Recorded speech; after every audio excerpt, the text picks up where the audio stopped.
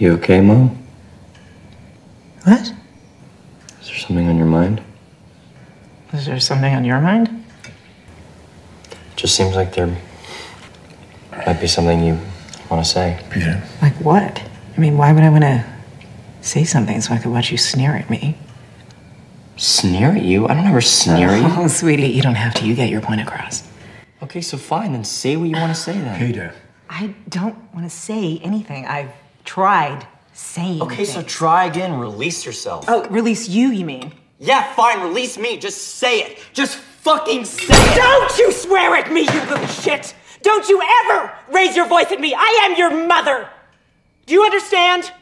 All I do is worry and slave and defend you, and all I get back is that fucking face on your face! So full of disdain and resentment and always so annoyed. Well, now your sister is dead. And I know you miss her. And I know it was an accident, and I know you're in pain, and I wish I could take that away for you. I wish I could shield you from the knowledge that you did what you did, but your sister is dead. She is gone forever. And what a waste. If it could have maybe brought us together or something. If you could have just said, I'm sorry, or faced up to what happened. Maybe then we could do something with this, but you can't take responsibility for anything. So now I can't accept, and I can't forgive, because nobody admits anything they've done!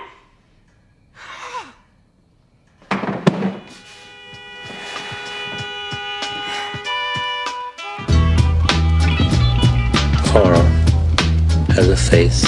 T'as dit que je suis marrant. Ça veut dire quoi, marrant? Putain de merde à la con, bordel. Qu'est-ce que j'ai de tellement poilant? Dis-le-moi! Dis-moi ce qui est marrant! You cocksucker, you fucking miserable fucking cocksucker! Et toi, on peut pas avoir de conversation. Ah ouais. Ça m'est réarrivé, Les gars, je viens de me sauver la vie encore. C'est moi que t'as ça. C'est la deuxième fois que ça m'arrive. Et la première fois, ça m'a. Attends, mais On adore les films d'horreur et Dorian a failli mourir sur le plateau. Dorian a failli. J'ai cru que c'était cassé le carreau de lunettes au début lorsqu'il te. Dorian a failli nous faire une Uncut James. Ça va, Dorian, tu peux revenir. Ouais, c'est bon, j'ai pas frôlé la mort. Bonjour à toutes et à tous, soyez les bienvenus dans Contrebande, émission cinéphage, donc toujours réservée aux grands curieux du 7e art. On espère que vous êtes tous bien vivants, mes amis. Je dis ça parce que, écoutez, aujourd'hui on va parler d'un genre qu'on adore, on adore vraiment beaucoup. Je parle bien sûr des films d'horreur. En décembre dernier, à l'occasion de la sortie de The Lighthouse de Robert Eggers, avec toujours Robert Pattinson, Dorian a les yeux qui brillent rien qu'à ce nom. Yes. Eh bien, on avait commencé à aborder en début d'émission les productions du studio A24, et on avait notamment évoqué très rapidement un cinéaste qu'on adore beaucoup, un jeune talent qu'on adore mais vraiment beaucoup. Je parle bien sûr d'Ari Aster, un des poulains du studio A24, qui nous a livré en seulement 2 films. Un univers complètement barré, méticuleux, maniaque et surtout extrêmement fascinant, quoique quelque peu problématique, notamment pour certains. Bref, Ari Aster, un auteur horrifique, mais s'agit-il là réellement de films d'horreur? C'est la question qu'on va se poser aujourd'hui. Et pour se poser cette question, je suis bien sûr accompagné de mon fidèle Dorian. Comment vas-tu, Dorian? Ça va très bien, j'ai failli mourir, mais ça va très bien. Oui, Dorian a failli s'exploser la tête avec le bouchon d'une bouteille de champagne. Mais rassurez-vous, il est entier et debout pour l'instant. Kylian est avec nous. Salut Kylian. Bonjour à tous. Et puis il y a évidemment Rachel. Comment vas-tu, Rachel? Eh bien, ça va très bien. Nous sommes bien sûr dans les studios BIS de Pulsar, à savoir l'appartement de Dorian. Bon, les amis, on est prêts, on va parler d'Hérédité, on va parler de Midsommar, une des claques de l'année 2019. Mais avant tout ça, j'aimerais qu'on s'attarde un peu sur les courts-métrages qu'a pu réaliser Ari Aster, notamment The Strange Things About the Johnson, court-métrage dans lequel il raconte, écoutez, ça annonce un peu Hérédité, puisqu'il raconte l'histoire d'une famille très dysfonctionnelle, c'est-à-dire qu'on a un père de famille qui est violé par son propre fils depuis 14 ans. Et malgré ce pitch d'inceste très, on va dire, qui prime abord peut être très horrible, eh bien je trouve qu'il arrive quand même à faire un film qui est au final... Un court-métrage. Oui, un court-métrage, pardon, mais ça reste toujours un film, qui est très... Le malaise arrive par les situations qui sont quand même très comiques. Et puisque tu as envie de parler, Kylian, à me reprendre, eh bien c'est toi qui va démarrer sur The Strange All About Johnson. On l'a vu tout fraîchement et je sais que tu as bien rigolé. I love you. I love you back. Don't you be afraid of him if he should visit you. He's a great big coward, so I'll tell you what to do. Du coup, le début commence, on voit du coup l'enfant qui se masturbe, son père rentre dans la chambre et lui tient du coup un discours sur le fait de se masturber, et c'est là du coup on se rend compte qu'il y a, enfin c'est pas drôle mais en fait qu'il se masturbe du coup sur une photo de son père. Et c'est ça, oui, il se masturbe au début, le père le surprend et vient lui faire un petit speech comme le père modèle. C'est naturel, mon fils, tu as raison, tu n'as pas à avoir honte, ce sont des choses qu'on fait. Et du coup, il lui dit je t'aime papa, je t'aime mon fils, le père s'en va, laissant son fils vaquer à ses occupations, et là... On découvre du coup la fameuse photo de son père. Voilà, le petit se masturber en pensant à son père, et là, bim, gros cut, 14 ans plus tard. 14 ans plus tard, et du coup, à partir de ce moment-là, on voit vraiment la tête du père. En fait, l'acteur du coup joue très bien. Et le père est totalement, on a l'impression qu'il est dévasté, déprimé, vraiment dépassé par ce qui se passe. Et du coup, on enchaîne directement sur une suite où c'est après le mariage du coup du fils. On le voit en fait totalement qui... Avec une femme en plus. Avec une femme en plus, qui sort avec une femme. On le voit, on le surprend parce que la mère les surprend. On voit le fils du coup qui va faire une fellation du coup à son père.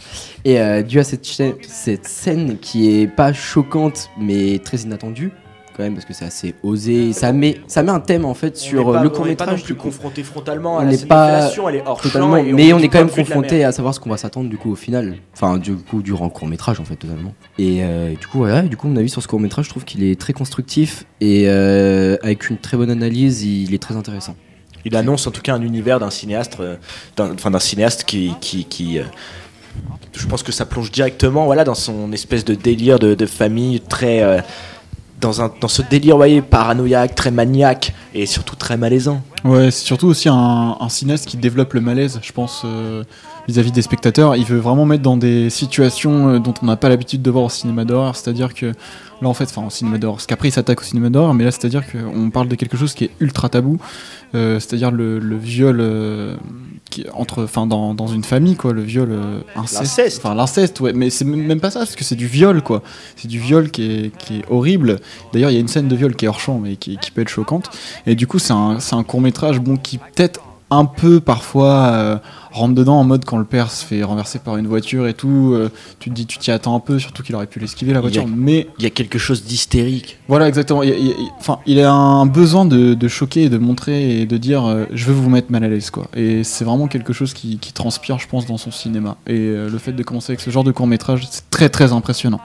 Moi, je sais que Rachel n'a pas apprécié du coup ce court-métrage, et j'aurais aimé savoir du coup son point de vue sur le court-métrage et de la façon du coup qu'elle l'a ressenti.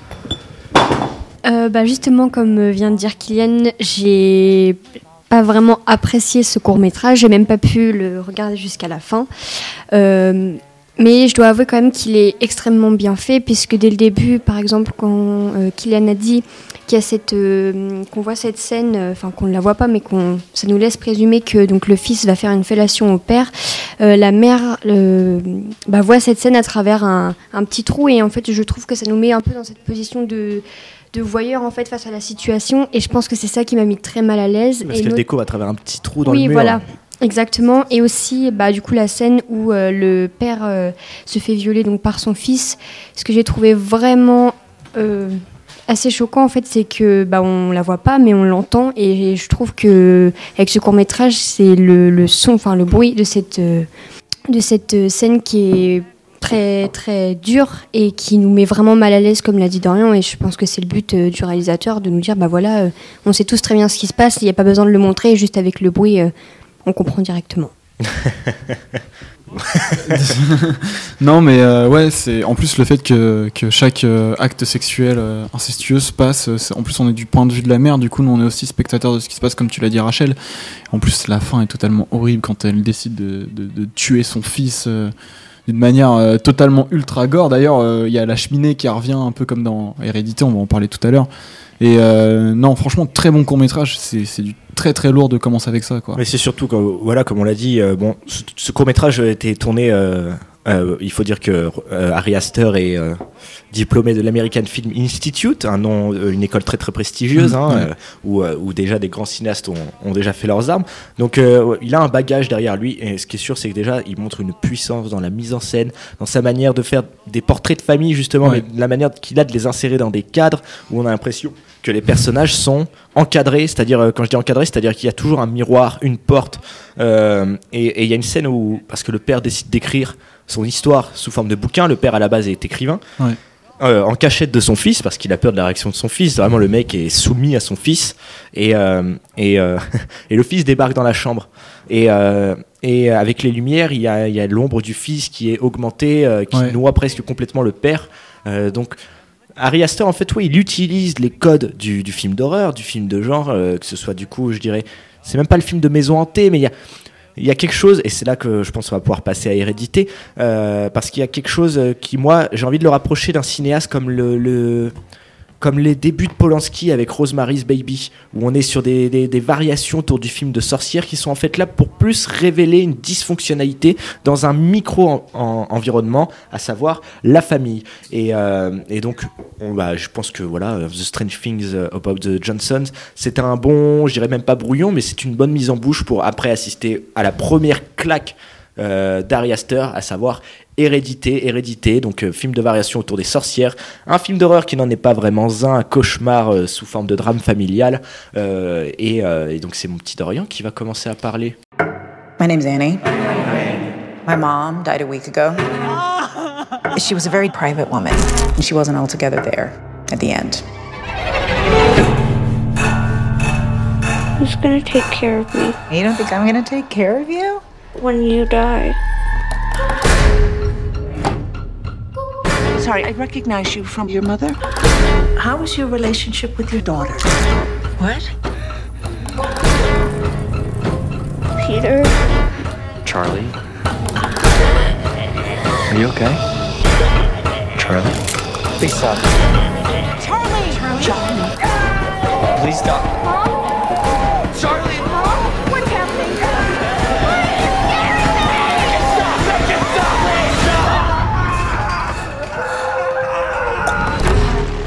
Ok, je résume le film déjà. En fait, pour ceux qui l'ont pas vu, Hérédité, ça parle d'une famille qui est en deuil après la mort de la grand-mère de la famille. Et donc, en fait, on va suivre la famille tout au long de ce deuil, mais je dirais au tiers du film, il va se passer un incident très grave qui va bouleverser cette famille, mais de toute façon on va spoiler, c'est la décapitation de la petite fille. De la petite fille qui en plus à la base était proche de la grand-mère et très perturbée, ne ressemble pas du tout au reste de la famille. Qui avait des problèmes et d'ailleurs qui fait son fameux bruit comme ça là. Bon, ouais, tu as très bien fait. Et voilà, mon avis sur Hérédité, c'est que franchement, je pense que quand il est sorti, tout le monde se l'est avoué, c'est que c'est un excellent film qui met déjà très bien en tension. Il a eu un excellent succès critique. Ouais. Et puis même commercial, il me semble. Je suis pas sûr, mais il me semble que commercialement, ça a quand même marché. Et c'est un film qui est ultra efficace et qui ose des trucs qu'on voit pas assez au cinéma d'horreur, parce que malheureusement, en fait, au cinéma d'horreur, c'est plutôt on se base sur le jumpscare, et là, on se base vraiment sur le malaise, sur cette famille qui va se dégrader et qui va s'auto-détruire. On pense que la mère est une protectrice de la famille, mais au final ça va être même elle la destructrice, puisque au final elle est possédée par une forme inconnue, enfin une forme maléfique. Je sais pas si elle est possédée, mais en tout cas, en fait c'est limite à moitié folle et à moitié l'influence de la grand-mère qui est morte, même sans être là, sa présence est envahissante, étouffante, et se ressent à travers la fille. C'est ça le principe de l'hérédité, justement. Ouais, clairement. Et puis surtout, on sent ce deuil, en fait, qui est plus qu'un deuil, qui est une malédiction, en fait, pour toute la famille. Et du coup, mon ressenti sur le film, c'est qu'il a beaucoup aussi une histoire tout autour des maquettes, le fait que la mère fasse une maquette. Et ce côté est très intriguant parce que du coup, on n'a pas forcément de réponse, mais en fait, on n'a pas vraiment à voir au final. même si du coup on peut beaucoup se questionner de pourquoi elle a fait ça, parce qu'à un moment elle fait aussi une maquette de sa fille du coup qui se fait décapiter, mais ça laisse plus comprendre que peut-être qu'elle fait des maquettes aussi pour faire un deuil aussi en soi, que peut-être que c'est... En plus, l'avantage de ces miniatures, ces maquettes, justement, déjà, ça rejoint ce côté pointilleux, méticuleux de la réalisation d'Ari Aster, où on a l'impression, et là, je pense qu'on en parlera plus dans Midsommar, où ces personnages, en fait, sont juste des espèces de petites figurines plantées dans des espèces de machinerie machiavélique, et que nous, on regarde ça comme s'il s'agissait de petites poupées, de petits jouets coincés dans une grande, dans ces grandes petites maisons, en fait, voilà, on plante un décor où tout le monde va être... comme je disais, ça se retrouvait dans The Strange Thing About the Johnson. Tout le monde va être enfermé. On remarque qu'ils sont souvent encadrés à travers des fenêtres, à travers des portes. Les personnages, en fait, sont prisonniers et vont petit à petit, du coup, sans trop détruire. Il y a une forme de laboratoire, presque, j'ai envie de dire. Pour revenir à ce que Axel disait sur le fait que les personnages ont l'air d'être miniatures, le film commence du coup sur une maquette, et la première scène du coup commence sur la maquette du coup de la chambre. L'acteur interprété par Axel Wolf qui joue extrêmement bien. Axel Wolf. Oui, bien. Le fils.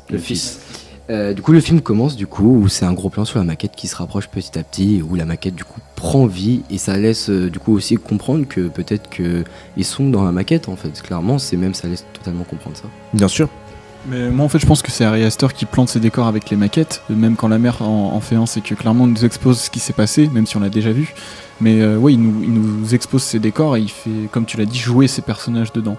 Et à travers le regard de la mère qui en plus elle est folle, on sait pas si elle est folle ou si elle est possédée. La mère qui est jouée par Toni Collette, qui livre d'ailleurs franchement une expérience, une performance de dingue. Dans le niveau hystérie, elle est constamment au point de déborder, où on ne sait pas si elle est victime ou si elle est bourreau.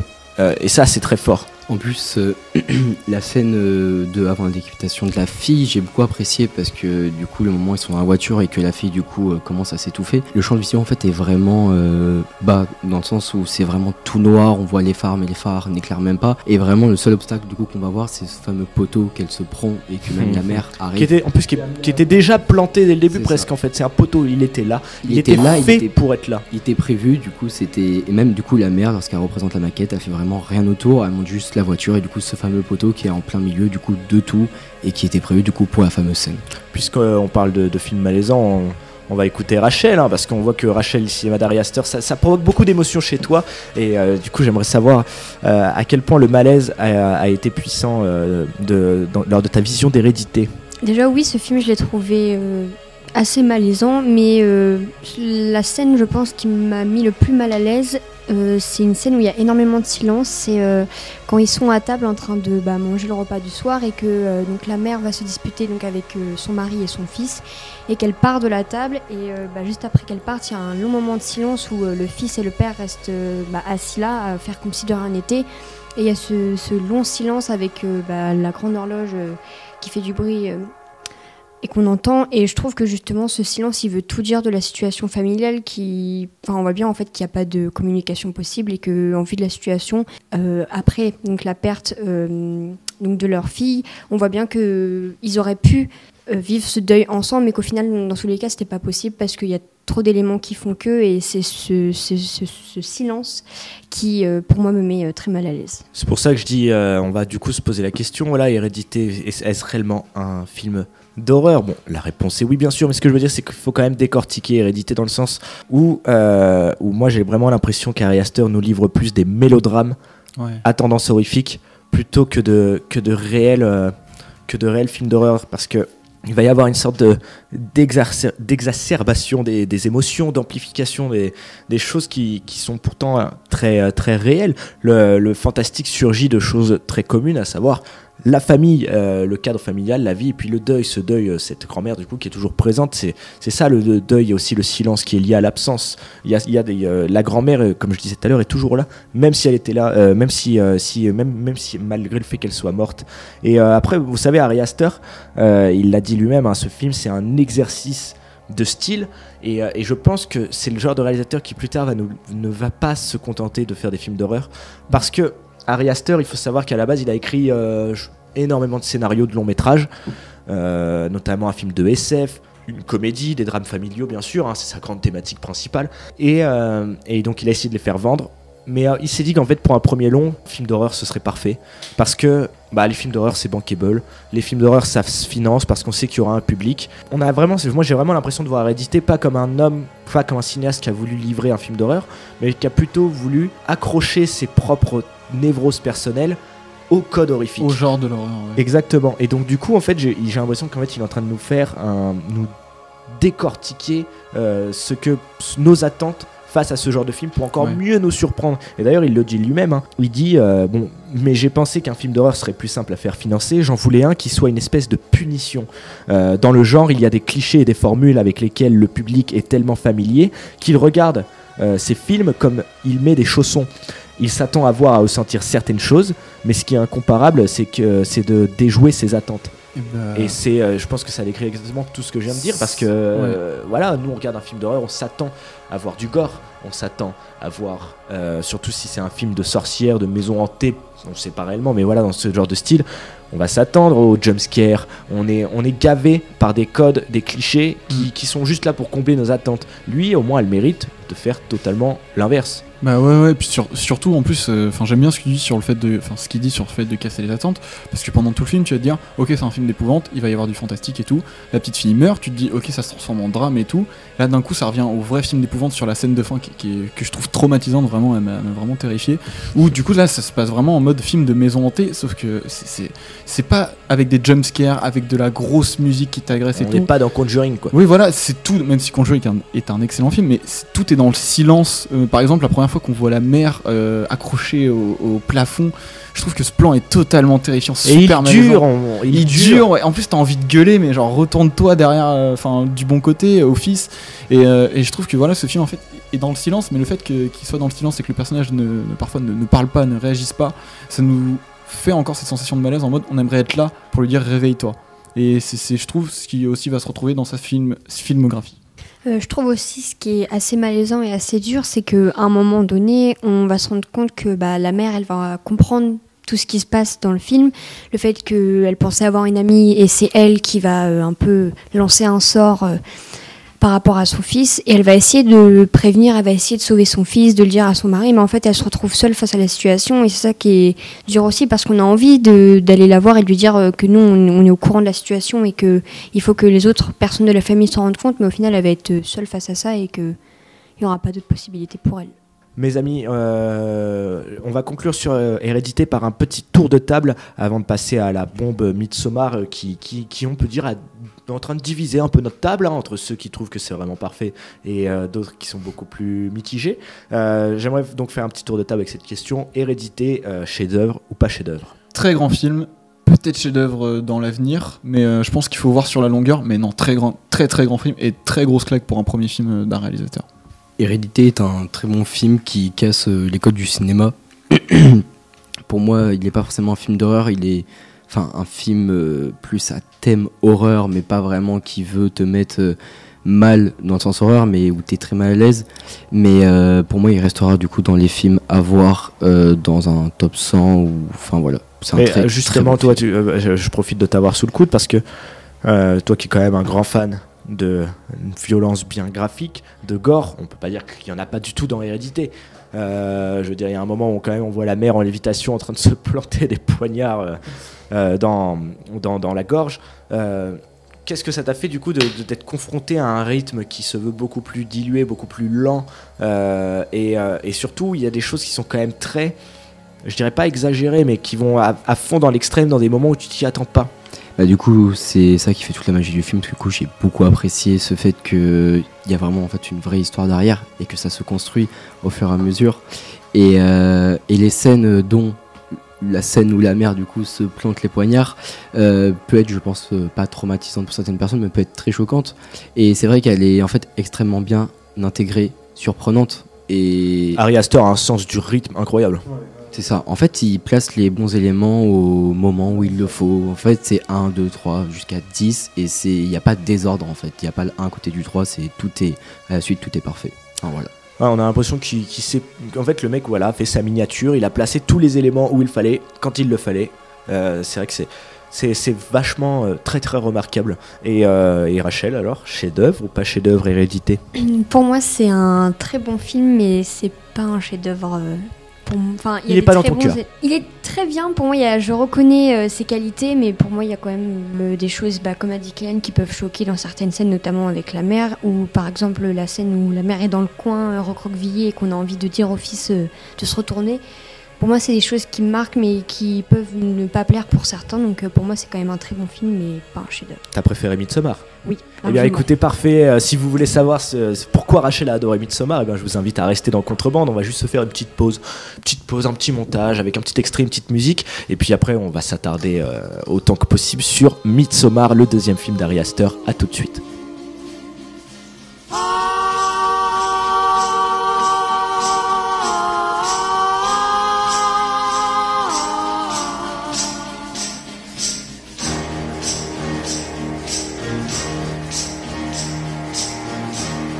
Loneliness is the coat you wear, a deep shade of blue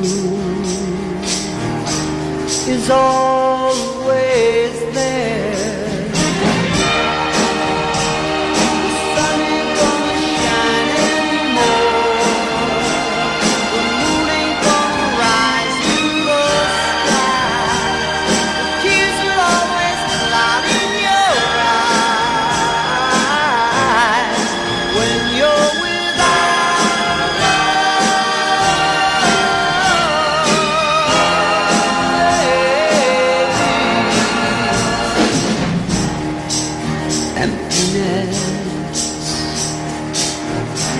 Is the place you're in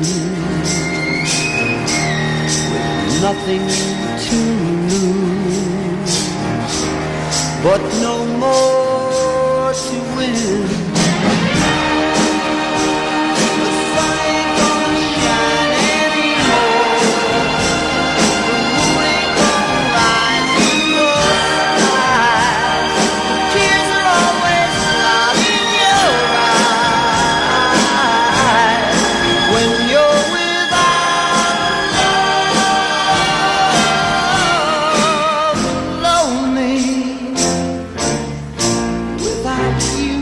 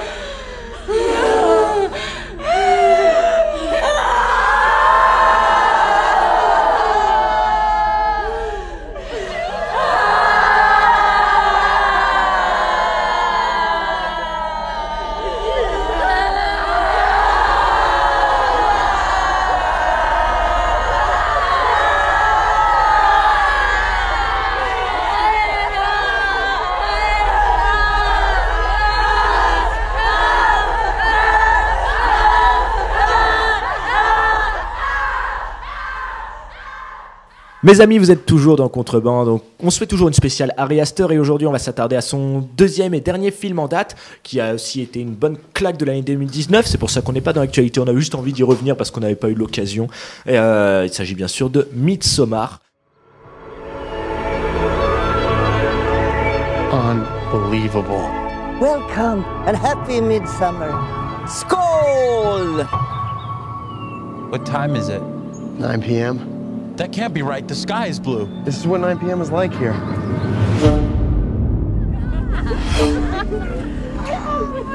How long have you two been together? Just over 3.5 years.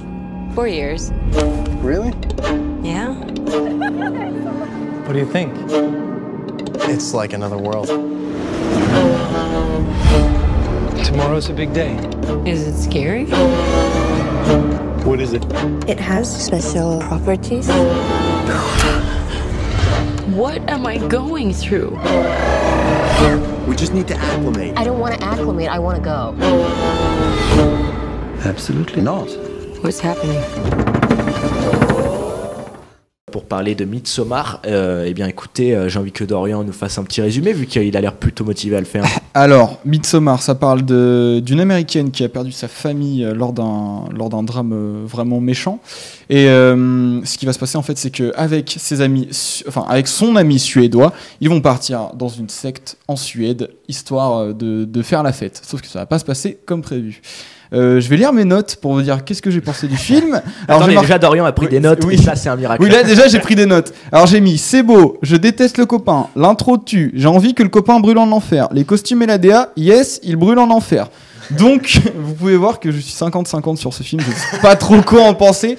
Honnêtement, c'est très beau, c'est très bien réalisé, mais derrière, je trouve qu'il y a le fond, mais il n'y a pas la forme. Et peut-être que je vais être méchant, même si il y a la forme pour certaines films. Tu peux pas te dire qu'il y a la forme, mais pas le fond. Ah non, si oui, il y a la forme, mais il n'y a pas le fond. Ah putain la vache. Non mais non mais genre vraiment, je trouve que en fait sorti d'Hérédité, Midsommar, il a un concept de fou, il a une esthétique de fou, mais il a des personnages débiles. À part l'héroïne que au début je trouvais qu'elle jouait mal, mais au final elle a un rôle qui est tout en justesse, ultra justifié. Son choix final est d'ailleurs jouissif parce que comme vous l'avez compris, je déteste le copain de la meuf.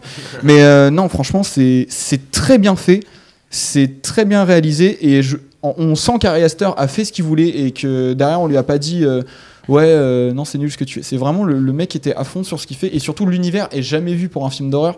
C'est-à-dire qu'il fait tout le temps jour dans le film d'horreur. On a parlé de film d'horreur diurne. Parce que tout se passe dans le jour et c'est un peu du coup encore dans cette idée de déjouer les codes horrifiques. C'est un film d'horreur où il n'y a pas de nuit. Chose qu'on n'a pas l'habitude de voir. Après, est-ce que ça n'a pas été fait ou pas, je ne sais pas. Il y a eu une forte mouvance, je crois, dans les années 70 d'horreur dite horror folk. Malheureusement, je n'ai pas suffisamment de bagages pour pouvoir vous en parler. Vous irez chercher, écoutez, vous irez taper sur Wikipédia, hein, comme tout le monde. Mais par contre, je vois moi quand même développer un petit peu plus ton résumé, mon cher Dorian, quand même, s'il te plaît, parce que c'est bien d'avoir pris des notes, mais il faudrait faire des petits efforts. Donc, comme tu l'as dit, on est sur un couple un peu en crise. Donc, Christian et Dany. Dany vient juste en plus de perdre ses parents. On dirait que c'est une fille cachée d'hérédité qui vient de découvrir le cauchemar. Sa sœur a tué ses parents et s'est suicidée par la suite. Donc, elle est dans un deuil traumatique. Et en plus, sa relation avec son ami Christian, qui sont tous des étudiants en thèse, est vachement problématique parce qu'on va dire que ce dernier a peut-être envie de voir ce qui se passe dans les autres restaurants, quoi. Il a peut-être envie, de prendre l'oiseau a envie de prendre son envol. Et il avait prévu de faire une petite virée avec ses amis en Suède pour assister à un festival qui n'a lieu qu'une fois tous les 90 ans, parce que tous les 90 ans en Suède, il y a ce qu'on appelle le solstice d'été, à savoir des journées qui durent plusieurs jours. Sauf que évidemment, on va arriver sur une espèce de festival avec des coutumes, on va dire un peu conformiste, je dirais. En tout cas, c'est une forme de ZAD hippie, mais la communauté va vite dériver vers des choses beaucoup plus morbides. Oui, tu as très bien résumé, et puis surtout c'est un film qui va bien nous mettre dans son ambiance. Midsommar est un film du coup qui te donne l'envie en fait vraiment de continuer le film et de vouloir voir sa finalité. J'ai énormément aimé sa réalisation. Elle m'a vraiment en fait passionné dans le sens où l'une des scènes où ils arrivent en Suède et ils sont en voiture et que la caméra se retourne. Et du coup, on voit en fait la route du coup, qui est au-dessus. Bien sûr. Ouais. Un plan qui se retrouve déjà en plus, je crois, dans Hérédité. Et j'ai adoré vraiment ce plan. C'est vrai qu'il te met en fait dans. En fait, il te met dans le film, clairement. La réalisation te met dans le film et te pousse à vouloir continuer le film parce que même si j'ai aimé en fait l'histoire, la forme en soi, mais c'est plus du coup les personnages. Par exemple, je trouve qu'ils ont un petit peu de mal à percuter genre ce qui se passe. C'est le reproche que faisait Dorian d'abord, mais justement c'est là qu'on se divise totalement parce que beaucoup ont trouvé d'ailleurs dans les critiques que les personnages étaient mal écrits, mal construits, peu crédibles, et moi je trouve qu'au contraire ce n'est pas du tout le cas. Mais Dorian trouve quand même que les personnages sont débiles, mais c'est surtout que j'ai l'impression que c'est plutôt le regard du cinéaste vis-à-vis de ces personnages qui est compliqué. Il ne fait pas en sorte de les rendre empathiques, en tout cas je veux dire plus pour les jeunes étudiants qui sont des jeunes occidentaux qui vont complètement souiller des traditions qui se veulent un peu pures, mais on va dire que ce regard qu'il a, c'est à peu près le même. Ça se ressent moins dans Hérédité, mais c'est un peu ce rapport du démiurge, du grand marionnettiste qui place ses figurines dans une miniature maléfique. Et du coup, on a un peu l'impression que oui, ces personnages sont des espèces de chair à canon qui vont être totalement punis. C'est ce rapport antipathique aux personnages que je pense vous essayez de décrire. Mais je vais donner la parole à Rachel, vu que Rachel est d'accord avec moi. et puis Rachel a adoré Midsommar et elle va nous raconter pourquoi elle a adoré Midsommar. Alors oui, j'ai vraiment adoré ce film pour plusieurs raisons. Déjà, je trouve que le début, le fait que du coup le personnage principal, donc Dani, elle perde sa famille, je trouve que c'est extrêmement bien amené. Et ensuite, le fait que du coup, elle se force quand même un peu à aller à ce festival, elle se force à prendre, je crois, des drogues dures pour justement suivre les autres, etc. Elle prend des champignons. Voilà, pour un peu pour renfermer donc toute la douleur et le chagrin qu'elle a en elle. Et je trouve que tout ça, c'est ce qui va faire un peu l'évolution du film, parce qu'on se rend bien compte qu'à la fin, du coup, je trouve que la fin est incroyable. Le fait que du coup, elle sacrifie donc son petit ami, donc Christian, le personnage que Dorian n'apprécie pas du tout. Je trouve ça très poétique parce que elle le sacrifie quand même, parce que elle fait sortir, on va dire, tout ce chagrin et cette douleur de sa vie, ainsi que du coup Christian, et elle est donc dans cette secte, on va dire, avec qui elle va trouver comme une famille de substitution. Et j'ai trouvé ça vraiment vraiment beau, surtout la scène où elle se rend compte, donc Christian a une relation sexuelle avec une jeune fille donc de cette secte. Ce qu'il a toujours en plus voulu faire, oui, finalement, exactement. la tromper, et ça se fait dans le film. Du coup, il a ce qu'il veut, mais pas de la manière dont il le voulait, je pense. Oui, et ce que je trouve très beau, c'est qu'après, elle va se réfugier donc dans le dortoir, là où dorment tous les gens. Et en fait, elle va se mettre à pleurer, et toutes les femmes de la communauté vont la rejoindre, et en fait, elles vont partager sa douleur avec elle, et j'ai trouvé ça vraiment... Au point de réussir même pas à l'effacer, mais de rendre ça tellement commun. En fait, c'est qu'ils arrivent à la sortir de l'isolation, j'ai l'impression. Et j'ai trouvé ça vraiment une super mise en scène pour montrer justement toute cette douleur qu'elle essaie de s'enfouir en elle depuis le début, depuis donc, le drame qu'elle a vécu avec ses parents. C'est incroyable. Merci beaucoup, Rachel, parce que c'est vraiment la scène qui m'a le plus scotché dans Midsommar. Il y a énormément de scènes scotchante. Ça par contre je suis d'accord. Voilà, Dorian, tu pourras le dire exactement. Mais cette scène où toutes les filles sont réunies autour d'elle, et c'est comme si elles avalaient sa douleur, elles avalaient sa peur, et d'un coup, elle passe du coup de ses pensées qui l'envahissent, de ses douleurs qui l'envahissent, de sa relation qui au final n'existe pas, parce qu'on voit que du coup la communauté ne semble pas s'encombrer de ce genre de choses, notamment s'encombrer avec cette peur de la mort, vu qu'il se décide de suicider avec... d'une manière très théâtrale à un certain moment. Ce film en fait va soulever des thèmes éthiques,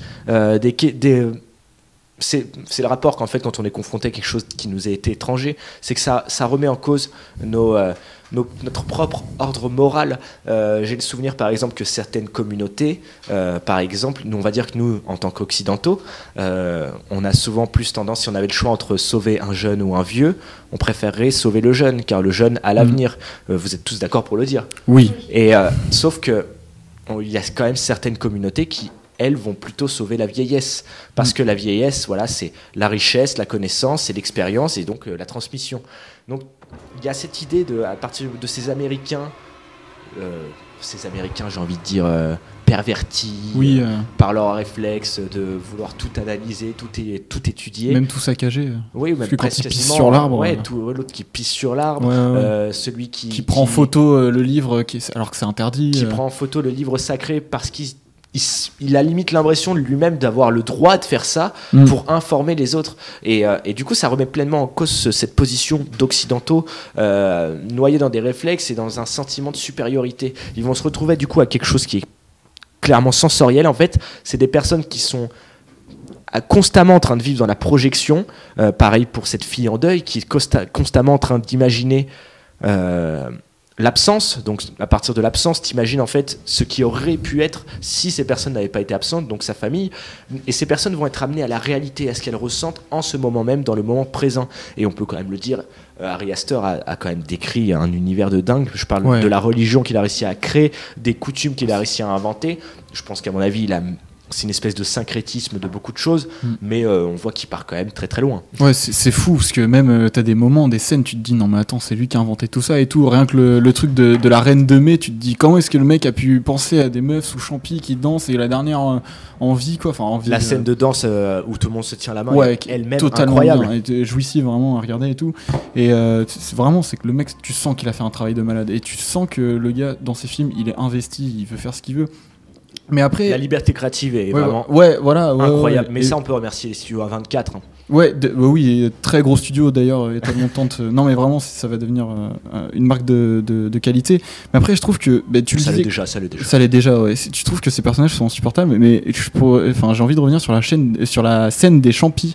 Au début, j'ai pas compris pourquoi les mecs, à peine arrivés, à peine installés, se prennent des champis. Ils sont là, bah vas-y, c'est bon, tout va bien. Encore, je comprends. Ses potes, tu vois, je comprends. Mais la meuf, après, elle a de gros problèmes dans la vie. Pour suivre le groupe. Oui, pour suivre le groupe, mais je la sens déjà à part du groupe, et qu'elle a pas envie de se mêler à ce groupe. Et enfin, je sais pas, je trouve que sa réaction est un peu. En fait, c'est que je pense, moi j'analyse ça comme dans le fait que dans toute la première partie du film, la fille a très mal, la fille souffre, et la fille n'est pas en plus comprise par son soi-disant copain. Et du coup, elle est isolée, seule, et même elle refoule sa tristesse, sa peine, son manque, au point qu'elle pense que ce qu'elle est en train de paraître est son vrai être. Et c'est ce festival qui va être une espèce de retour brutal, qui va être une espèce de retour brutal à l'essentiel, à quelque chose, comme je vous le disais tout à l'heure, dans le présent. Par exemple, on reprend ce moment de danse. Quand tu danses, normalement, tu ne danses pas pour que les gens te regardent. Tu danses parce que tu danses avec d'autres gens. Tu es embarqué par une espèce de mouvement. Et c'est ces choses-là qui vont du coup révéler, à mon avis, réussir à faire évacuer toute cette douleur et révéler ce qu'elle est réellement. Voilà, j'ai envie de dire, Kylian, je pense que tu as beaucoup de choses à ajouter vu les mouvements de tête que tu me fais depuis tout à l'heure. C'était pour revenir à la scène d'Orient, du coup, qui parle de la fille, de pourquoi elle a pris champignon. Moi, je trouve qu'au contraire, justement, c'est juste qu'en fait, elle veut, je pense, s'intégrer au groupe, et qu'elle se dit, bah pourquoi pas, en fait, se laisser aller tout simplement et faire comme les autres, et du coup prendre les champignons. Et je trouve que cette scène du coup est très bien intégrée, et en fait c'est juste un petit peu de bonheur dans ce qui va arriver après. En fait c'est un bonheur illusoire, c'est le problème aussi de toute façon, parce que c'est un film très psychédélique, qui se veut très psychédélique, et il y a cette idée que du coup notre perception est totalement déformée, et on n'est plus maître, on va dire, de nos émotions, maître de nos gestes, maître de nos actions. On se laisse totalement submerger par quelque chose, et on se laisse totalement aller. Et c'est ce qui va se passer en fait à partir du moment, le premier moment où il commence à se droguer.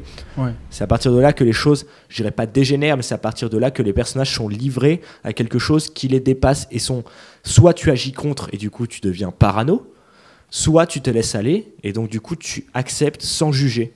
Mais c'est un peu même la scène finale, c'est accepter sans juger, parce que c'est ce qui lui... On dirait une chanson de Céline Dion. Accepter sans juger. Non, c'est ce qui lui offre la plus grande satisfaction pour elle-même, quoi, sa plus grande libération.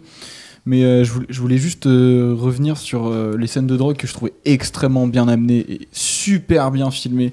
Et franchement, le mec... il a une manière de faire ressentir la perception qui est incroyable. C'est un truc de malade. Et le mec, déjà, casse les codes du cinéma d'horreur, et qui casse le fait de mettre en scène la drogue. C'est aussi très, très, très, très bien amené et très, très osé, je trouve. Moi, je voudrais revenir à la fin, quand on a... Bien parfait, parce que tu vas conclure sur Midsommar.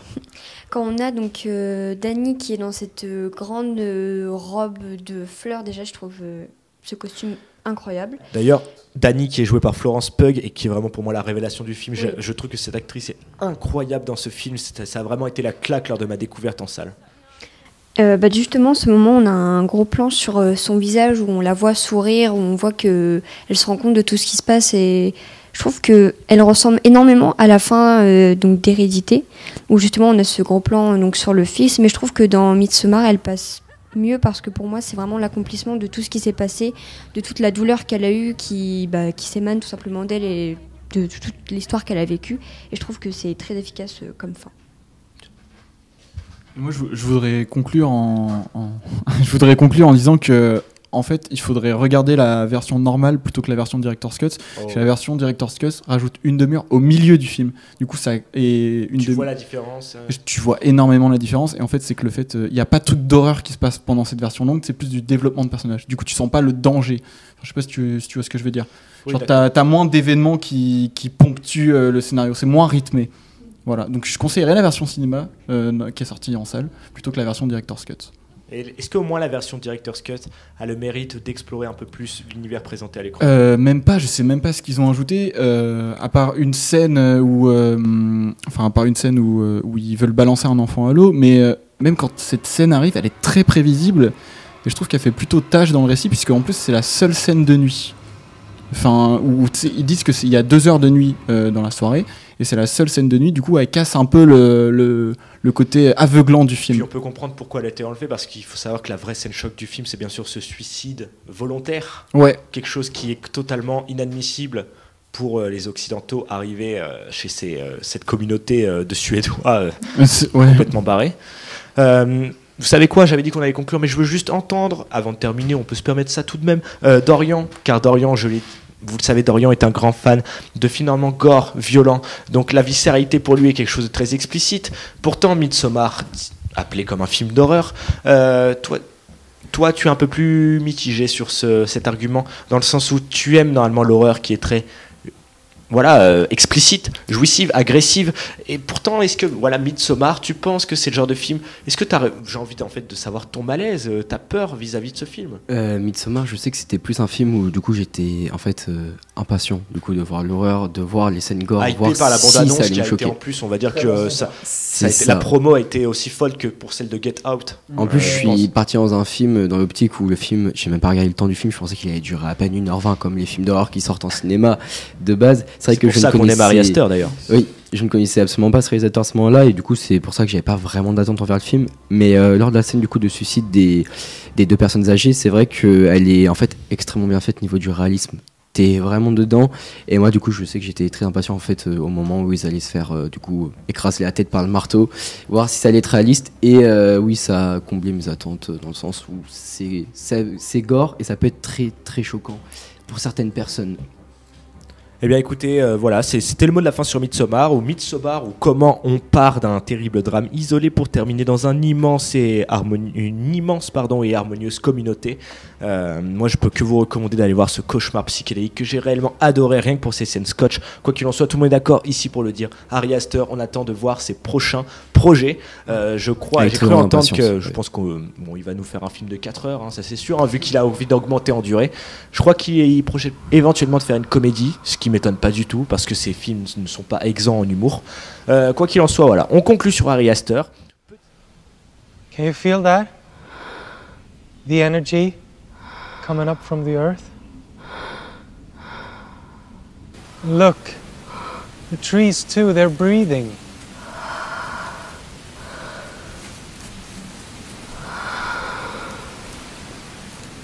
Nature just knows instinctually how to stay in harmony. Everything just mechanically doing its part.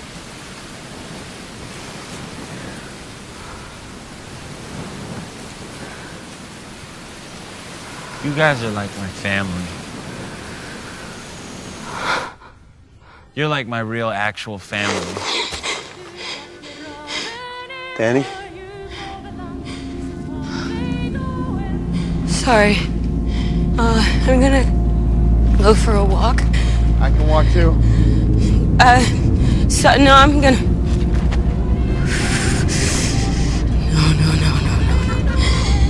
Don't think that. You're fine. It's almost your birthday.